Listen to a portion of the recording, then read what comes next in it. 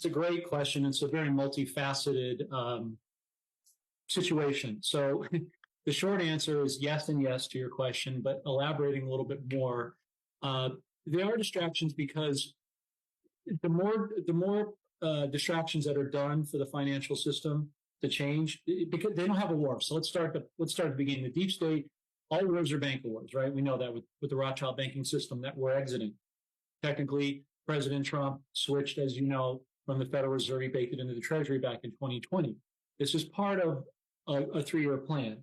And Q did say Israel would be last, but Q also said disinformation would be necessary. So critical thinking and a little bit of juxtaposition is really critical or important in this type of, to break down and analyze this. So where we are is pockets of war going on with Israel. You and I were talking offline about sort of the situation, and I'll elaborate on that. It's interesting because you have, Israel came out of nowhere back earlier this month, right on a Saturday is when I heard about it. Most people did. And there's already a natural inclination with most people are sort of preconditioned to be either pro-Israeli or pro-Palestinian throughout the world, depending on a number of things. So people are already predisposed to that. But meanwhile, what's interesting is that Prime Minister Soudani of Iraq met with President Putin on October 10th and 11th. And I can assure you, they were not talking about the weather.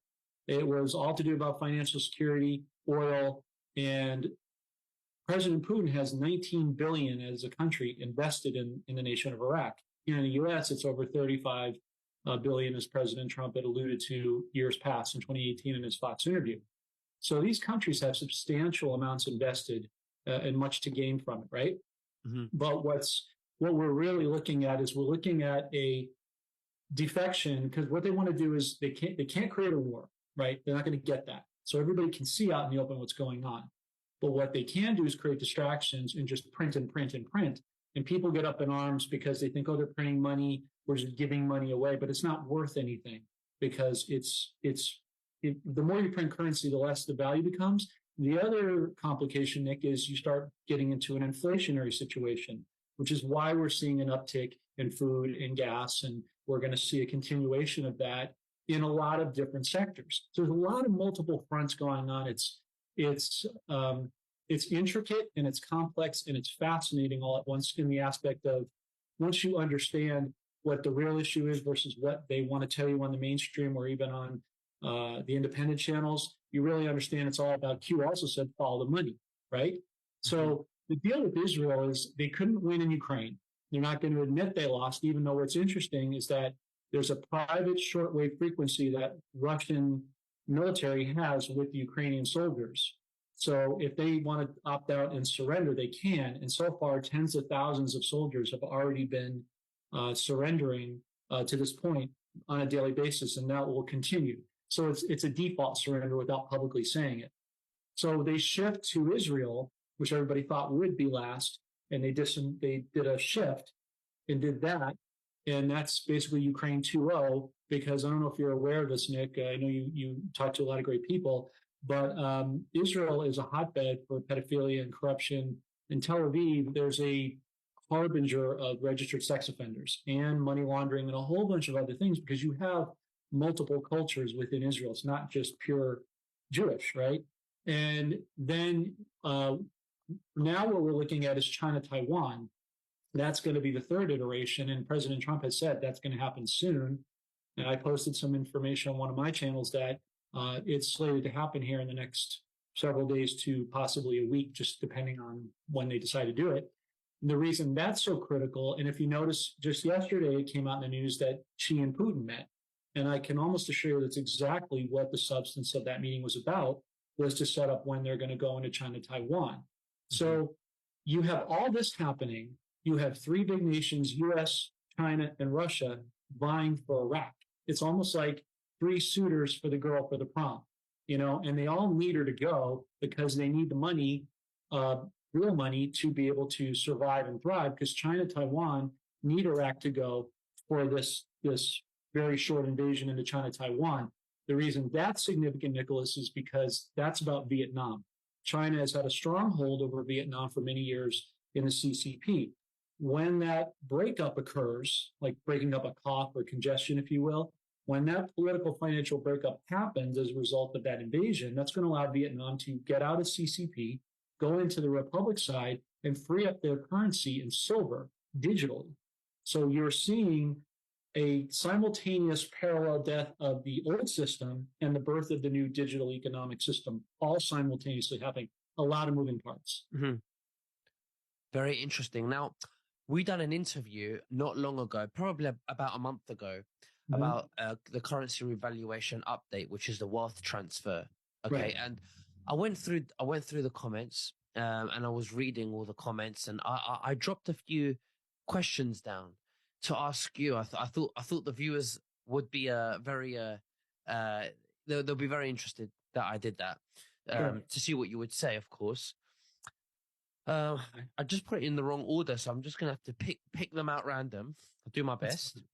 That's fine. Now, obviously, the first question is: people are buying. Obviously, they're buying dongs, they're buying Iraqi dinar, and they're buying the Zimbabwe notes. Okay. Mm-hmm. Now, what happens? Okay, when they say they revalue their currencies, when we're waiting for this revaluation, what happens if the governments of those currencies that are revaluing, they decide to print new notes and scrap the other notes? Does that mean, would that happen in this scenario? So it's a great question, actually. There may be some countries who opt to print new currency just for the new system and the new sovereignty that they're going to have, for example, Iraq. But just like here in the US, when we go from the Federal Reserve notes that we're currently carrying, which are already traversing into US Treasury notes, there will be a period of time where they circulate the old currency with the new to get it off the streets. Whether that's, I don't know what that period might be, 6 months, might be a year. I would surmise it'll be the same situation with these other foreign currencies, respectively. They're going to have to give time. Like right now, for instance, Nicholas, the citizens of Iraq, to your point, are already meeting with, like, there's two major banks in Iraq. There's the Rashid Bank and the Rafidian Bank.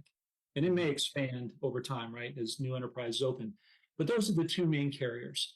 And so, or two main banks. And so they're already starting to give almost an 8% interest rate to their citizens to encourage them to open up accounts. Here in America, we haven't seen interest rates like that in, what, 20, 30 years at least, somewhere in that range. It's been a long time. So they're very highly incentivizing their citizens to do banking because of that. So I think what will happen is that the old notes will be honored if and when new notes are printed, depending on the country you're dealing with. So I wouldn't be overly concerned about that. Banks are highly incentivized to work with the citizens because they're going to need, their business, quite frankly. And you're also going to have a whole tranche of new wealth out there. So that's why a lot of these banks, I can't speak to the banks overseas, but here in America, there's been a big concerted effort, as we've discussed, to traverse the business climate of banks from, commercial retail to wealth management. So I would have to make a reasonable suspicion or assumption that that's what's going to happen overseas as well, particularly in Europe, right? For you guys over there in London, since you're the banking epicenter. So they'll definitely honor the old notes as they transition. Sure. Now, from my understanding, I think, in my opinion, from my research, and please let me know if I'm wrong, because I could be wrong, is that I think the white hats are taking over the deep state banks, and they're going to be sort of implementing the new system with those banks and then fade the banks out because we're technologically evolving as well. And people think that's bad. It's deep state. I think it's not bad. I think it all depends who's controlling it. If they're controlling it for good, that's good. If they're controlling it to control you, then it's bad. So for me, the technology is not bad. Now, if it's the case they're going to use it for good, and we're moving into this quantum, quantum era, if you like, how are we going to be paid?